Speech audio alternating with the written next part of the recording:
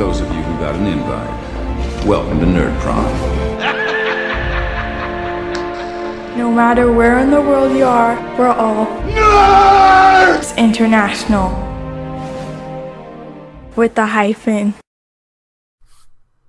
All right, YouTubes, it's Mr. Mean. Got off work a little early. It was awesome. Had to drop a monitor off at a repair place, and so I just headed on home because, well, I can. Anyway, it is a gorgeous day out here in Beaumont. I don't even know what the temperature is. Probably in the low 80s, high 70s. There's a nice cool breeze. We had a humongous storm come through last night. It was ugly. Wasn't flooding here where I live, but other parts of town did flood. I had my weekly Star Wars game that I'm a player in, and so I actually had to hang out at the game store for like an extra hour, even though it's only 5 minutes from my house because the rain was so bad. I didn't want to drive in it. But anyway, stopped off at my favorite local game store. Well, it's my only game store that's local, and I picked up, and the owner, or the boss, or whatever she is, Miss Beverly, awesome, nice lady, had something for me. She always looks out for me. She kind of knows my taste now. And today's video du jour is for the Dark Eye RPG. It is the GM screen. So I just picked this up. I just opened it. It was $25.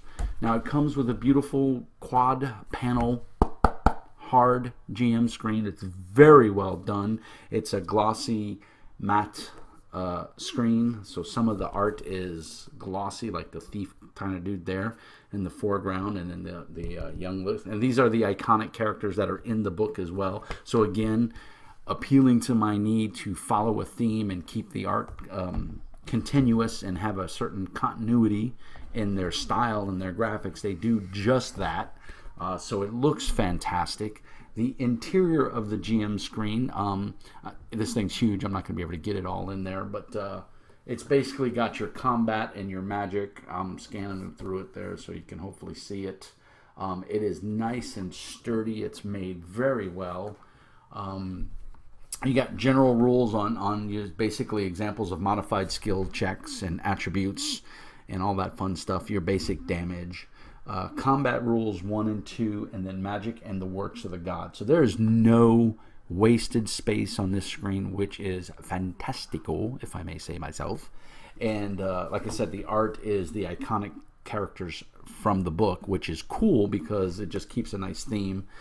The other thing they did on the GM screen that some of these screens don't do is when they fold like this, like a book, they put a spine on it. And you can actually see it on the inside. You can see the white there, and it just helps it where it lays flat, and you're not putting extra pressure on that spine where you'll get wear and tear. This is the first one I've seen that does this, besides the Vampire the Masquerade leather GM screen, which I do have. It did it as well, but that was a premium GM screen, and it cost big bucks. So that's really nice to see because I'm really looking forward to running this for my group. I ran a demo a couple of weeks ago at Bookstand for 2 of my friends, a father and son team. And they seemed to like it. They thought it was pretty cool. So I was happy to see that. They said they would play it again, but they're easy. They'll play anything, which is cool. But my Star Wars group is 5 players, and I'm hoping to be able to run it for them. And I think character creation is a little in-depth with the Dark Eye, which I'm okay with, but I want to... I'm going to use the pre-gens that are in the book. They give you a plethora of characters in the core book. I'm going to use those. I've already printed them out, and I will let them choose, and we will play there. But what really excited me about this GM screen, aside from having a GM screen, is it included the book. You know, big deal. A lot of GM screens include a book, and it's usually an adventure or some additional information that's nice to have. They took it a tiny step further, and I dig that. So it says, Game Master screen. Your days of searching through large tomes are over with an exclamation point. I like that. The Game Master screen puts all of the Dark Eye's important tables and charts right at your fingertips. This 4-panel screen gives detailed summaries of skill use, combat, magic, and miracles, which means less time looking for rules and more time enjoying the game. Amen, brother. The Game Master screen also includes Inns and Taverns, a 48-page booklet with rules for popular tavern games, quality of goods, and pub brawls. New focus rules for the effects of Aventurian drinks, and tables for creating unique taverns. Everything you need to add vivid and thrilling details to your tavern encounters. The Tavern Guide features 3 examples of different Aventurian inns and taverns. The Kraken King, the seediest tavern in Havana. The Hearthfire, a hospitable inn and way station on Realm Road 3. And then the last but not least, the Round Wheel, a luxurious hotel and resort in the heart of the city of Punin. Each example includes detailed descriptions of important locations, residents, and patrons, as well as a full color map. Use these examples when you need a new location quickly, or use them as inspiration for creating your own taverns and adventures. This is awesome because not only do we get 3 ready-made taverns, we get the seedy, scum-sucking tavern where you probably get shanked as well as food poisoning. Then we have the middle-of-the-road tavern where you just go for the night, stop, and you're off on your adventure. And then we have a tavern that could very well be the seat of an adventure in a noble town, or well, in Punin, which is a big city, if I remember correctly. This is amazing. It's really well done. High quality, as always. There's tables. There's everything you need to create your own. And then, of course, there's you could probably scan these and cut them out and import them into your favorite map making program, and then import them into like Fantasy Ground or anything like that. And I wouldn't hazard a guess that I bet you if I went on DriveThruRPG, this is probably already up there.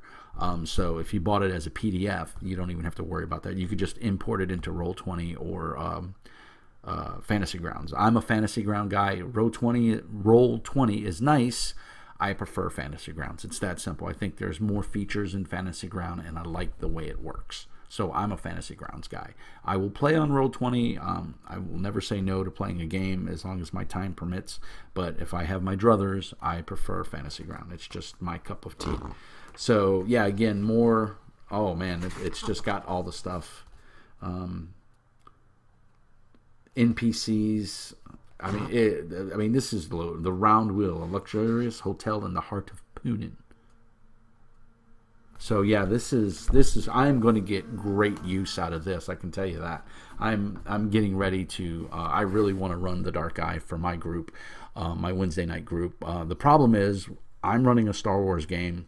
My friend Joshua is running a Star Wars game, and I'm having a lot of fun playing his game. And as a GM and predominant GM, I'm a difficult person to cater to when it comes to role-playing games. I like being the GM. I'm not fond of being a player, but Joshua runs a great game, and so I'm really having fun playing my Taru Striker, I think is how you say it, Arturu or whatever. But he's a Jedi, and we just started, so I don't even have a lightsaber yet, and I'm barely learning my powers, but I'm having a lot of fun with it. And then I'm running on our off Wednesday, I'm running Mutant Chronicles by Modiphius, which I'm a huge fan of, and you guys have seen my reviews. If you don't know what Mutant Chronicles is, go back and look at the reviews. Hopefully it'll give you a big clue. It's been around for quite a while. It's a great game, and the 2D20 system is fast becoming a favorite system of mine. So I'm enjoying running that, and they're dare I say, they're begging me to run it because we haven't played it in a couple of weeks, and we've been playing Star Wars. And so while everyone's having fun with Star Wars, everyone wants to play Mutant Chronicles as well. And I'm down for that. But, those of you that know, GMing is a lot of work. And right now with the baby and everything, it's kind of crazy. So I'm enjoying this break from being a full-time GM and playing. It's a lot of fun. But I do want to get back to Mutant Chronicles because it is near and dear to my heart, and I do enjoy the game. And the players are enjoying the story that I've set for them so far. So really looking forward to that.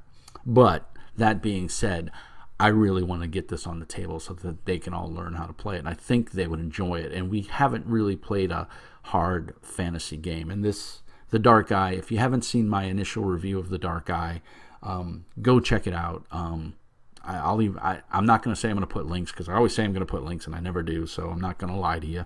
But you can go on my YouTube channel and John Polak or Mr. Mean, and you'll be able to find it. Musings of a Misanthropic GM, I think is you can search that as well. That's a big mouthful, but hey. My friend Questwise also did a review of The Dark Eye. So check out his review as well. He goes into it a little bit more about why he likes the game. It's not necessarily an in-depth review. It's more of a why he likes the game. But it's a cool video. It's not very long.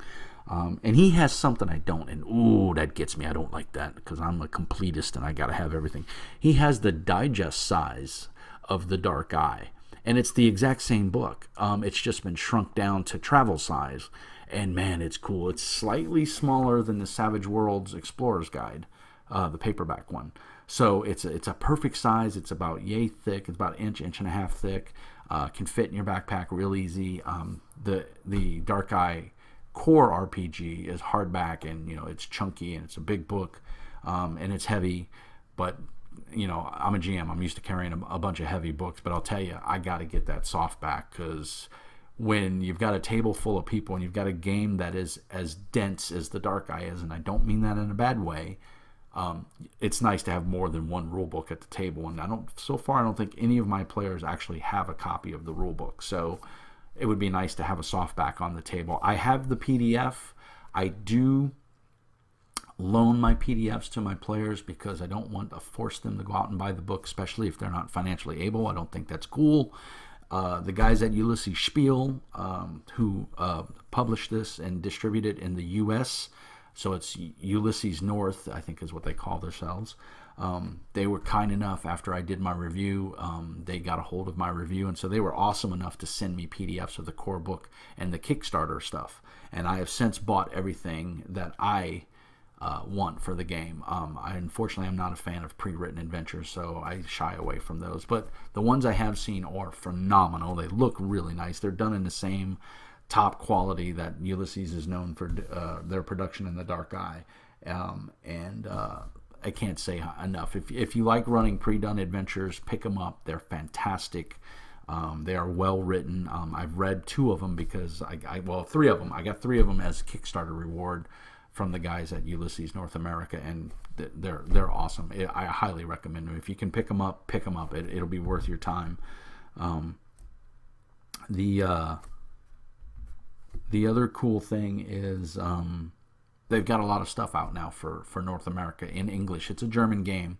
It's a plethora of stuff in German for this game. So if you can read German, then sky's the limit, dude. You got more stuff than you know what to do with.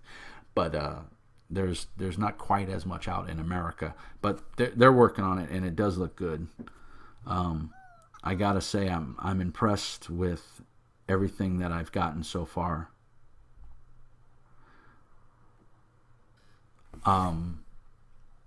It's just top quality their production quality is not, and I'm really super excited, and there's not enough hours in a day. I wish I could be a professional GM and get paid enough to support my family to run games, because this is what I would do full time for my life if I could. Ulysses North America is getting ready at the end of May to do a Kickstarter in conjunction with Pinnacle Entertainment, the same fine folks that have brought us Savage Worlds and Deadlands and all those fun things.